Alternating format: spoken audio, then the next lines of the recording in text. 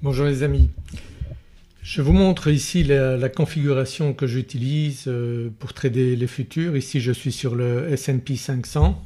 Comme vous pouvez le voir, j'ai le carnet d'ordre ici qui me montre exactement quels sont les ordres qui sont proposés à l'achat et à la vente.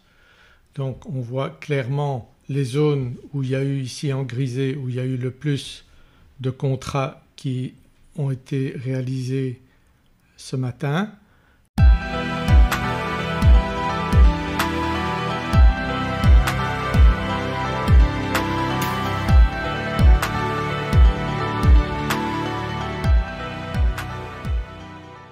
Donc vous voyez ici en temps réel également les contrats qui sont passés et sur un autre écran donc j'ai ici le market profile. On voit très bien la forme caractéristique du carnet d'ordre du market profile. On voit également à quel niveau de prix donc il y a eu le plus d'opérations et ici on voit exactement donc combien d'opérations ont été réalisées à l'achat et à la vente. Donc on a cet historique ici donc qui nous montre quel est l'état du marché actuellement. Et sur un autre écran donc j'utilise les bougies japonaises avec Heikin Nashi donc dans les différentes unités de temps. Je peux voir également ce qui s'est passé, je peux tracer mes niveaux de support et résistance. Donc j'ai ici tous les outils qui sont vraiment utiles pour faire les trades de manière professionnelle. Donc vous voyez qu'en tradant les futurs déjà on n'a pas de spread, quasiment pas de spread, donc ça fait une grosse différence par rapport au trading CFD et on voit en temps réel combien de contrats sont proposés à l'achat et à la vente. On est le matin maintenant donc bien sûr à partir de 15h30 heure française les marchés vont être beaucoup plus volatiles. Donc vous voyez le matin c'est assez calme mais ça permet quand même de trader également durant la matinée. Donc on trade 23 heures sur 24 sur le S&P 500.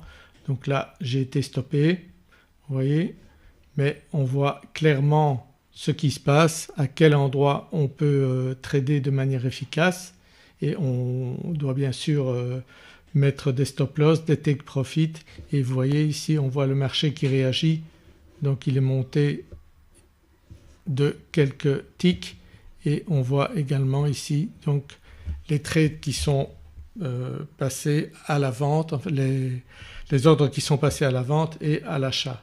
Donc vous avez également ici donc tout l'historique de ce qui s'est passé les dernières minutes. Donc vous voyez en rouge les contrats à la vente, en vert les contrats à l'achat. Donc vous voyez qu'avec ces outils-là vous avez vraiment tous les outils qu'utilisent les professionnels pour trader de manière efficace. Donc ici comme vous pouvez le voir j'ai repris une position à l'achat donc avec un stop loss à ce niveau-ci à 4294,75 et un take profit ici à 4375. Donc on voit les ordres qui sont passés à l'achat et à la vente et on peut surveiller donc combien de contrats sont proposés à l'achat, combien de contrats sont proposés à la vente et donc c'est le combat entre les acheteurs et les vendeurs. Donc on va attendre de voir ce qui se passe.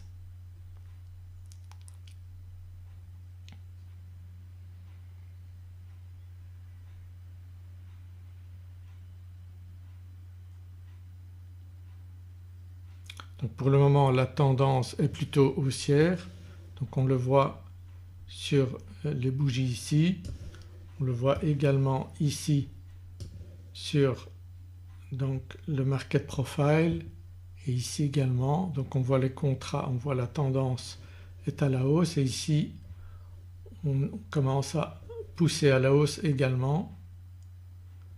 Donc si je fais un split ici, vous voyez donc la tendance est plutôt à la hausse ici. Chaque demi-heure on a une lettre différente et vous voyez que ça monte petit à petit ici.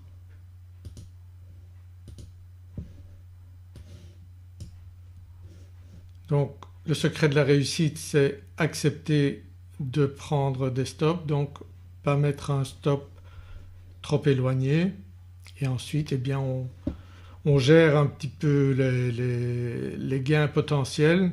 Moi je peux bouger si je vois qu'il y a un potentiel de hausse important, eh bien je vais remonter mon take profit, je vais remonter mon stop loss au niveau du break-even ici, au niveau de mon point d'entrée, et ainsi je pourrai gérer efficacement mes gains sur les trades gagnants. Donc on voit bien que ça continue à pousser à l'achat ici. On voit que ça monte. Vous voyez, on est sur la lettre F ici.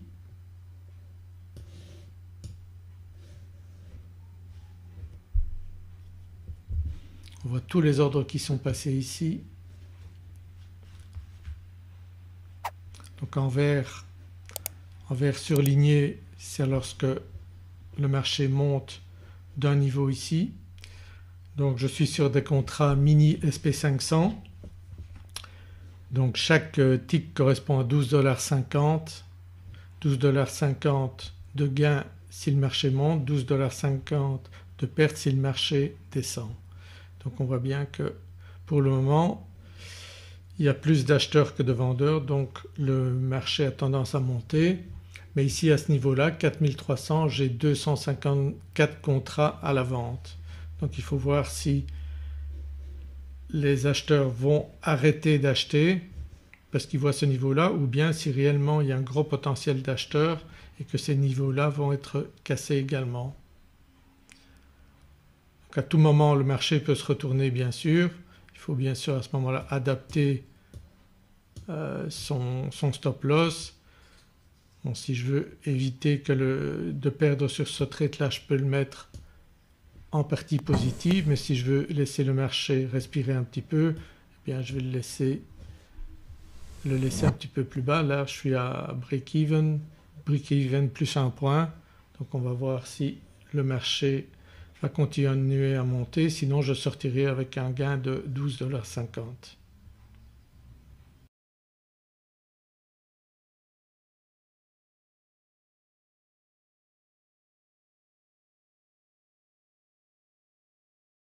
Stop filled.